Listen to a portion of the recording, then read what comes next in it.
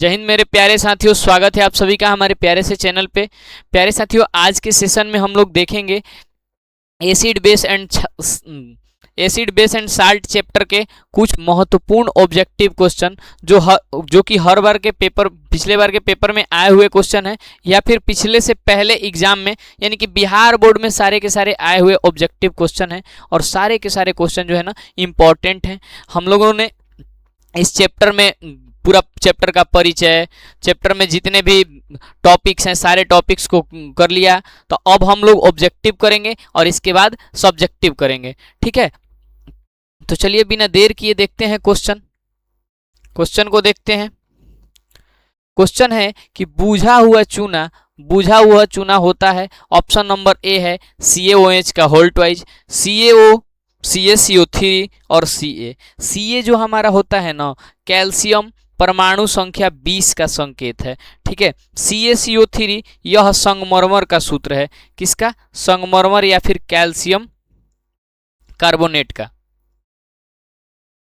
संगमरमर या फिर कैल्शियम कार्बोनेट के नाम से इसको जानते हैं। यह जो है ऑप्शन नंबर बी है कैल्शियम ऑक्साइड है। यहाँ से ऑप्शन नंबर ए अपना बिल्कुल सही हो जाएगा। CaOH का होल ट्वाइज जो होगा बुझा हुआ चूना का क्या होगा? रासायनिक सूत्र होगा, ठीक है। बुझे हुए चूने का रासायनिक सूत्र जो होता है ना CaOH का होल ट्वाइज होता है, ठीक है। तो यहाँ से ऑप्शन नंबर ए अपना बिल्कुल सही हो गया, ठीक है। चलिए अगला क्वेश्चन देखते हैं कि अम्ल और क्षार आपस में अभिक्रिया करके क्या बनाते हैं? ऑप्शन नंबर ए है प्रबल क्षार बनाते हैं, बी है प्रबल अम्ल बनाते हैं, सी है लवण बनाते हैं और डी है क्षार बनाते हैं।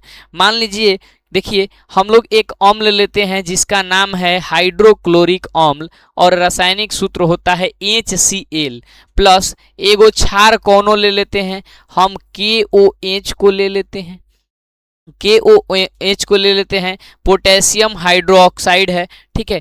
जब यह आपस में क्रिया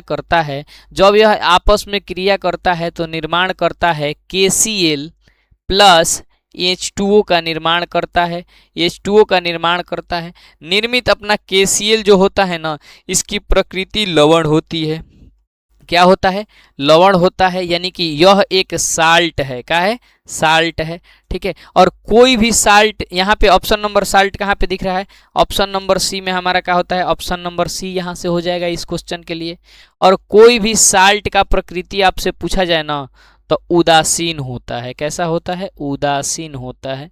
किसी भी नमक का जो प्रकृति होता है वो क्या होता है? उदासीन होता है, ठीक है। तो यह था इस क्वेश्चन का पूरा डिस्क्रिप्टिव। ध्यान से देखते रहिए आप। हम सारे के सारे क्वेश्चन के चारों के चारों ऑप्शन के बारे में बताएंगे। जितने भी क्वेश्चन हैं चाहे कैसा भी क्वेश्चन हो उसको पूरा के पूरा डिस्क्राइब हम लोग करेंगे, ठीक है। तो चलिए देखते हैं अगला हम लोग देखते हैं अम्लीय विलयन का पीएच मान होता है। तो अम्लीय विलयन के पीएच मान के लिए हम क्या बताए थे मेरे भाई? हम लोग जान रहे हैं कि पीएच का खोज किसने किया? पीएच स्केल का खोज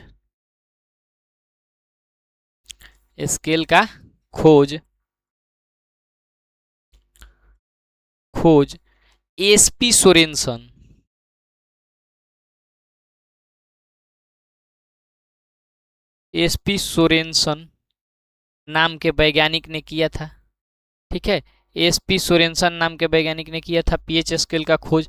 कह रहा है कि अम्लीय विलयन का पीएच मान।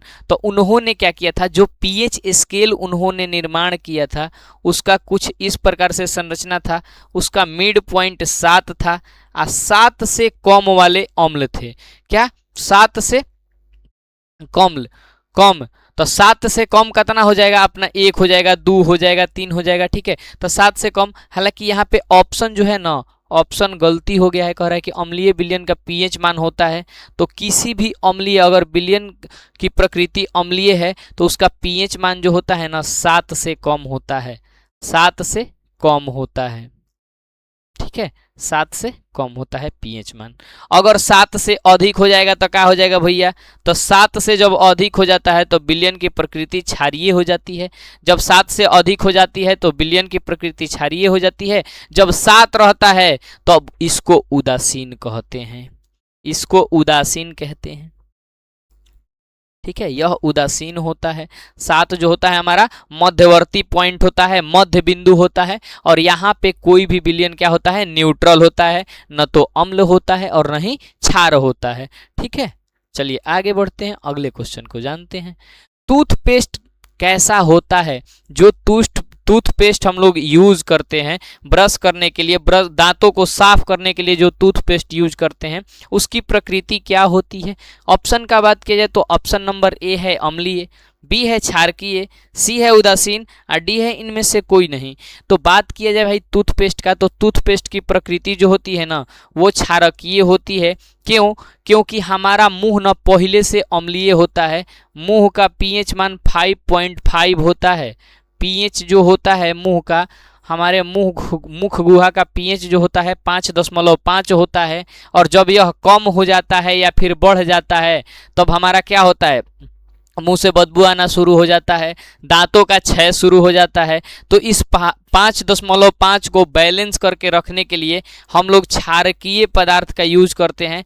इसी से हम लोग क्या करते हैं, दतवन करते हैं। दतवन जब करते हैं ना, तो हम लोग नीम का दतवन ज़्यादा बढ़िया माना जाता है। इसलिए माना जाता है कि उसकी प्रकृति क्षारकीय होती है, वो स्वाद में कड़वा होता है। ठीक है, तो नीम का दतवन क्षारकीय होता है और वह बहुत उत्तम किस्म का दतवन माना जाता है। ठीक है, तो चलिए यहाँ से हमारा जो टूथपेस्ट होता है उसकी भी प्रकृति क्षारकीय होती है। ऑप्शन नंबर बी सही हो जाएगा इस क्वेश्चन के लिए। मधुमक्खी का डंक, मधुमक्खी के डंक में एक अम्ल पाया जाता है जो जिसके ना काटने के बाद जलन का अनुभव होता है। ठीक है, या फिर जिसके कारण दर्द भी होता है। जब मधुमक्खी हम लोग को ना बाइट करती है किसी कारणवश, मान लीजिए मधुमक्खी का छत्ता है और देख करके हमको शरारत सूझा, वहाँ पे हम हीट कर दिए ढेला से, तो जब वो हमको बाइट करती है, काटती है, या फिर अपने डंक से बाबू इंजेक्ट करती है, तो कौन सा अम्ल छोड़ती है? ठीक है, जिसके कारण जलन, सूजन, ठीक है, और दर्द भी महसूस होता है। ऑप्शन का बात किया जाए तो ऑप्शन नंबर ए है मिथेनोइक अम्ल, बी है इथेनोइक अम्ल, सी है सिट्रिक अम्ल और डी है ऑक्जेलिक अम्ल। अब बात की जाए इन अम्लों के बारे में, तो ऑक्जेलिक अम्ल मुख्य रूप से टमाटर में पाया जाता है। ठीक है, ऑक्जेलिक अम्ल टमाटर में पाया जाता है। सिट्रिक अम्ल किस में पाया जाता है? तो सिरका में पाया जाता है। सिरका में पाया जाता है 4 से 6%, सॉरी, सिट्रिक अम्ल नींबू नारंगी में पाया जाता है। एसिटिक अम्ल पाया जाता है सिरका में, यह नींबू या नारंगी में पाया जाता है, नींबू या नारंगी में पाया जाता है। ठीक है, एथेनोइक अम्ल का बात किया जाए, एथेनोइक अम्ल का स्रोत हो जाएगा आपका इथेनॉल, इथेनॉल। ठीक है, और यहाँ से हमारा बच गया, यह एक दुर्बल अम्ल है, एथेनोइक अम्ल एक दुर्बल अम्ल है। ऑप्शन नंबर ए बच गया मेथेनोइक अम्ल। चाहे आपसे चींटी के डंक के बारे में बात किया जाए, मधुमक्खी के डंक के बारे में बात किया जाए, ठीक है, उसमें मेथेनोइक अम्ल पाया जाता है। और मेथेनोइक अम्ल का ही साधारण नाम, मेथेनोइक अम्ल का ही साधारण नाम फॉर्मिक अम्ल होता है, फॉर्मिक अम्ल होता है। ठीक है, तो फॉर्मिक अम्ल पाया जाता है। तो यहां से ऑप्शन ए अपना सही हो जाएगा। अगला क्वेश्चन है कि जिंक सल्फ्यूरिक अम्ल से कौन सी अभिक्रिया करके कौन सा गैस निकालता है या फिर छोड़ता है? ठीक है, जिंक जब किससे, जिंक सल्फ्यूरिक अम्ल से अभिक्रिया कर रहा है, तो मेरे भाई हम लोग पढ़े थे कि जब भी ना जिंक एगो का है, जिंक एगो धातु है, जिंक एगो धातु है। हम लोग क्या जानते हैं कि जब भी धातु प्लस में कौन आ जाए, अम्ल आ जाए, कौन आ जाए, अम्ल आ जाए। जब धातु अम्ल के साथ क्रिया करता है, धातु प्लस अम्ल होता है, तो हमेशा क्या होता है मेरे भाई, हमेशा H2 गैस यानी कि हाइड्रोजन गैस बनता है, जो कि वायुमंडल में मुक्त होता है। वही हमसे पूछा जा रहा है, तो यहाँ से हमारा ऑप्शन नंबर सी सही हो जाएगा। ऑप्शन नंबर सी का हो जाएगा, सही हो जाएगा। ठीक है, कह रहा है कि धोबिया सोडा का रासायनिक सूत्र, यानी फिर धोने वाला, कपड़ा धोने वाले जिस सोडा से हम लोग कपड़ा धोते हैं उसका रासायनिक सूत्र क्या होता है? तो देखिए यहाँ से NaHCO3 होता है कि Na2CO3 इंटू 10H2O होता है कि CaOH का होल ट्वाइज होता है। तो यह अभी हम लोग जाने हैं किसका सूत्र है, चूना का सूत्र है, बुझे हुए चूना का। और यहाँ से हमारा हो जाता है Na2CO3 इंटू 10H2O, यह जो है धोने वाला सोडा का रासायनिक सूत्र है। और बाकी अपना NaHCO3 सोडियम बाइकार्बोनेट, यह खाने वाला सोडा का रासायनिक सूत्र है। ठीक है, तो यहाँ से अपना ऑप्शन नंबर बी सही हो जाएगा इस क्वेश्चन के लिए। शुद्ध जल का पीएच मान होता है, शुद्ध जल कहने का सेंस किससे है मेरे भाई, शुद्ध जल जो ना पीने वाला पानी होता है, ठीक है, उसका पीएच क्या होता है। ऑप्शन नंबर ए कह रहा है कि 6 होता है, बी कह रहा है कि 7 होता है, सी कह रहा है 8 होता है और डी कह रहा है कि 9 होता है। तो यहाँ से अपना ऑप्शन नंबर बी सही हो जाएगा, 7 सही है, बिल्कुल सही है। ठीक है, तो ऑप्शन नंबर बी सही है। किस रासायनिक यौगिक को गर्म करने पर प्लास्टर ऑफ पेरिस प्राप्त किया जा सकता है। कह रहा है ना कि कौन रासायनिक यौगिक है जिसको गर्म करके प्लास्टर ऑफ पेरिस का किया जाता है, बनाया जाता है। तो देखिए ऑप्शन नंबर ए है विरंजक चूर्ण। बात किया जाए रासायनिक सूत्र का तो इसका होता है CaO और Cl2। ठीक है, जिप्सम, इसका होता है CaCO3 इंटू 2H2O। ठीक है, अगला होता है चूना पत्थर, CaO होता है। कच्चा चूना का बात किया जाए तो CaO का होल ट्वाइज हो जाएगा। ठीक है, तो यहां से देखिए, यहां से बात किया जा रहा है किसका, कि किस यौगिक को गर्म करने पर प्लास्टर ऑफ पेरिस प्राप्त होता है। तो प्लास्टर ऑफ पेरिस का रासायनिक सूत्र क्या होता है, प्लास्टर ऑफ पेरिस का रासायनिक सूत्र जो अपना होता है CaCO3 इंटू 1/2H2O, यानी कि इसका नाम, रासायनिक नाम का अगर बात किया जाए मेरे भाई तो इसका नाम होता है calcium sulphate, calcium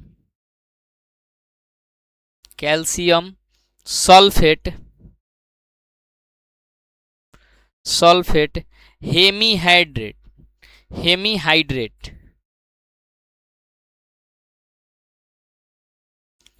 calcium sulphate और हेमीहाइड्रेट इसका नाम होता है, इसका रासायनिक नाम होता है कैल्शियम सल्फेट और हेमीहाइड्रेट। तो कैल्शियम सल्फेट और हेमीहाइड्रेट को प्राप्त करने के लिए ऑप्शन नंबर बी जो अपना जिप्सम है ना, इसको सावधानी से 120 से 125 डिग्री सेंटीग्रेड तक क्या करते हैं, गर्म करते हैं। और गर्म करने में ना ध्यान रखा जाता है, बहुत बढ़िया से केयरफुल होकर गर्म किया जाता है कि इससे ज़्यादा टेम्परेचर पे गर्म ना हो, नहीं तो सूख नहीं पाएगा। ठीक है, और इस प्रक्रिया को निर्जलीकरण कहते हैं। निर्जलीकरण विधि से जिप्सम से हम लोग क्या प्राप्त कर लेते हैं, प्लास्टर ऑफ पेरिस प्राप्त कर लेते हैं। और प्लास्टर ऑफ पेरिस का उपयोग क्या क्या होता है, शल्य और चिकित्सा के क्षेत्रों में हड्डियों को, टूटी हुई हड्डियों को जोड़ने के लिए, दीवारों को चिकना बनाने के लिए, और मूर्ति उद्योग में मूर्ति निर्माण के लिए। ठीक है, तो यहाँ से अपना ऑप्शन नंबर बी इस क्वेश्चन के लिए क्या हो जाएगा, सही हो जाएगा। ठीक है, अगला क्वेश्चन कि निम्न में से किस विलयन का उपयोग दीवारों की सफेदी के लिए करने में किया जाता है। ऑप्शन नंबर है CaHCO3, CaOH का होल ट्वाइज, NaOH, NaHCO3। तो यहाँ से अपना जो है ना CaOH का होल ट्वाइज हम लोग किससे दीवार को का सफेदी करते हैं, चूना जल से। किससे, चूना जल में चूना मिलाते हैं और उसको क्या करते हैं, घोलते हैं, और घोल करके दीवार पे पुचारा मारना शुरू कर देते हैं। तो CaOH का होल ट्वाइज यहाँ से ऑप्शन नंबर बी सही हो जाएगा अपना। अगला कह रहा है कि NaOH एक है, NaOH क्या है, NaOH क्या है। तो इसके लिए एगो बहुते प्यारा सा हम ट्रिक बताए थे, एगो बहुते प्यारा सा ट्रिक बताए थे मेरे भाई, कि कहीं पे भी धातु दिखे, सोडियम हमारा एक धातु है, सोडियम हमारा क्या है, एक Na एक धातु है, यह हमारा एक धातु है। इसके साथ में इसका OH लगा हुआ है, यानी कि हाइड्रो ऑक्साइड लगा हुआ है। क्या लगा हुआ है, हाइड्रो ऑक्साइड लगा हुआ है।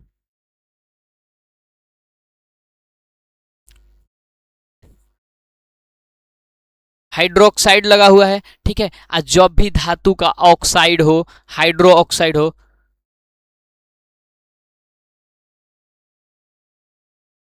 उधर ही होना चाहिए।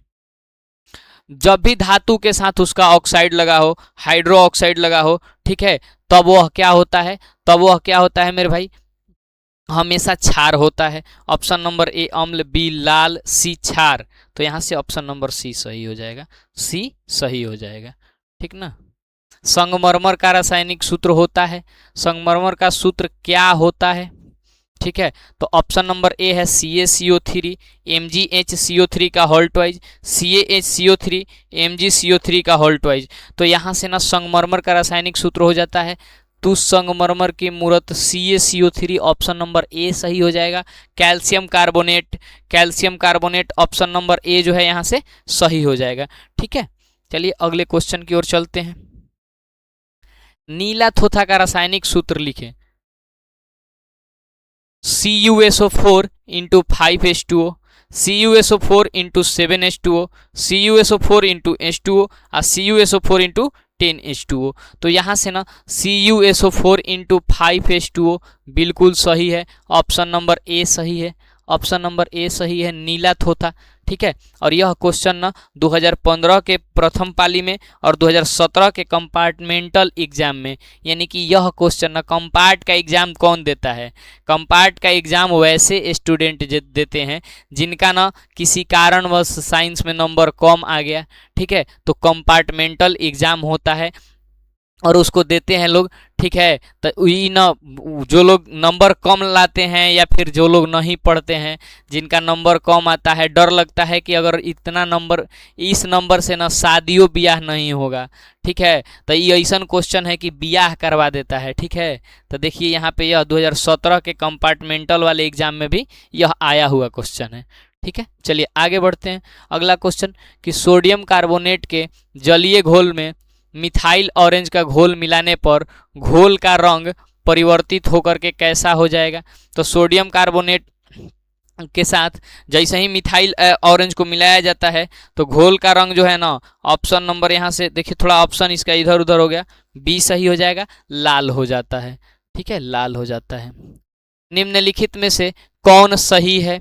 Na2CO3 into 5H2O, Na2CO3 into 10H2O, Na2CO3 into 7H2O, Na2CO3 into 2H2O। तो यहाँ से ना, यहाँ से अपना ऑप्शन नंबर बी सही है। कह रहा है कि हमारे शरीर में ना कितने परास के बीच पीएच कार्य करता है। कल ही बताए थे कि परास क्या होता है, एक रेंज होता है, एक निश्चित संख्या नहीं होती है, उसमें घटते बढ़ते रहता है, ठीक है। जैसे जैसे हम कह रहे हैं कि हम डेली 4 से 5 किलोमीटर चलते हैं, 4 से 5 किलोमीटर चलते हैं, तो ये निश्चित है का कि 4 किलोमीटर चलते हैं, नहीं। 5 किलोमीटर निश्चित नहीं है, 4.5 किलोमीटर पे रुक जाएंगे, 4.54 किलोमीटर पे हम रुक सकते हैं, ठीक है। लेकिन हाँ चलते हैं कहाँ से कहाँ तक, 4 से 5 के बीच। तो ऐसा ही कह रहा है कि हमारा जो शरीर है ना, इसके पीएच के कितने परास के बीच कार्य करता है। इसमें पीएच जो हमारे शरीर में पीएच होता है वो कितना से कितना के बीच में रहता है, ठीक है, अम्लीय रहता है कि क्षारकीय रहता है, ठीक है। तो देखिए यहाँ से ऑप्शन नंबर ए है 6.0 से 6.8, बी है 7.0 से 7.8, सी है 2.1 से 3.8, अब डी है 5.1 से 5.8। यहाँ से ऑप्शन नंबर बी अपना सही हो जाएगा। 7.0 से 7.8 तक हमारे शरीर के का पीएच परास होता है। और कल के वीडियो में हम लोग जाने थे कि 7.0 से 7.4 तक होता है, 7.4 तक होता है। तो ये डेफिनिट नहीं है, ठीक ना, ये थोड़ा सा इधर उधर हो सकता है, 0.4 तो इधर उधर हो ही सकता है, ठीक है। 7.8 कहीं कहीं 7.9 भी दे देगा, तो इससे घबराना नहीं है, ठीक है। आपको ऑप्शन इसी तरीके से मिलेगा 7.0 से 7.8 तक या फिर 7.0 से 7.4 तक। जब ये रहेगा तो इसको रिप्लेस करेगा और ये रहेगा तो इसको रिप्लेस करेगा, ठीक है। चलिए अगला क्वेश्चन देखते हैं कि जब सोडियम हाइड्रोक्साइड यानी कि NaOH जिंक के साथ अभिक्रिया करता है, किसके साथ, जिंक के साथ अभिक्रिया करता है, तो कौन सा उत्पाद बनता है। ऑप्शन नंबर ए है Na2ZnO2 plus H2, NaZnO2 plus H2, NaOZnO plus H2, NaZnO plus H2। तो यहाँ से जब सोडियम कार्बोनेट ना सोडियम हाइड्रोक्साइड जिंक के साथ अभिक्रिया करता है तो बनाता है हमारा मेरे भाई Na2ZnO2 प्लस H2। ठीक है, Na2ZnO2 प्लस H2 का निर्माण होता है जो कि हमारे ऑप्शन नंबर ए में हमको दिख रहा है। तो यहाँ से option number A is absolutely right for this question. ठीक है, ऑप्शन नंबर ए अपना बिल्कुल सही हो जाएगा। और यह भी आया हुआ क्वेश्चन है कब, 2013 के एनुअल एग्जामिनेशन के फर्स्ट पाली का क्वेश्चन है। ठीक है, चलिए आगे। कोई विलयन लाल लिटमस पत्र को नीला कर देता है। कोई विलयन क्या कर रहा है, लाल को नीला कर रहा है, इसका पीएच मान होगा। तो देखिए जब इस प्रकार का क्वेश्चन आए ना तो याद रखना है दूगो बात। अनिल अम्ल क्या करता है मेरे भाई, अम्ल नीले लिटमस पत्र को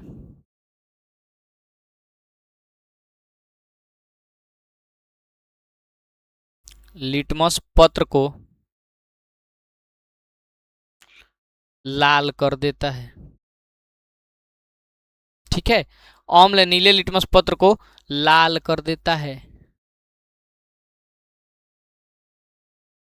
अम्ल नीले लिटमस पत्र को लाल करता है, लेकिन एजा क्या हो रहा है, लाल लिटमस पत्र नीला हो रहा है, उल्टा घटना घट रहा है। यानी कि याद रखना है क्या हो, क्षार जो है ना, क्षार जो है वो लाल को नीला कर देता है, लाल लिटमस पत्र को क्या कर देता है, नीला कर देता है। ठीक है, क्षार लाल लिटमस पत्र को नीला कर देता है। तो अब देखिए कह रहा है का कि इसका पीएच मान क्या होगा। क्षार का पीएच मान कितना होता है, जब भी क्षार का बात हो पीएच में क्षार का बात हो तो 7 से क्या होता है, अधिक होता है। 7 से मेरे भाई क्या होता है, अधिक होता है। तो ध्यान दीजिए ऑप्शन में 7 से अधिक कहाँ दिख रहा है। ऑप्शन नंबर ए है 7, बी है 10, सी है 5 और डी है 6। तो जैसे मार देना है ऑप्शन नंबर बी फॉर बैल। ऑप्शन नंबर बी अपना सही हो जाएगा इस क्वेश्चन के लिए। ठीक है, ऑप्शन नंबर बी सही हो जाएगा। और यह भी क्वेश्चन देखिए आपके बोर्ड के द्वारा पूछा गया 2012 के एनुअल एग्जामिनेशन में, 2013 के कंपार्ट में। यानी कि इहो बियाह शादी कराने वाला क्वेश्चन है, जिसका मान लीजिए कि जो लोग मेन एग्जाम में बढ़िया नहीं कर पाते हैं ना, उनका क्या होता है, उनको कंपार्टमेंटल का एग्जाम देना होता है और उसमें भी अच्छे अच्छे लेवल के क्वेश्चन पूछे जाते हैं जो कि आपको दिख रहा है। ठीक है, तो सारे के सारे क्वेश्चन आपके बिहार बोर्ड के दृष्टि से इंपॉर्टेंट थे मेरे भाई। ठीक है, मिलते हैं नेक्स्ट वीडियो में सब्जेक्टिव क्वेश्चन के साथ, इस चैप्टर के सब्जेक्टिव क्वेश्चन के साथ। अभी के लिए इतना ही, जय हिंद।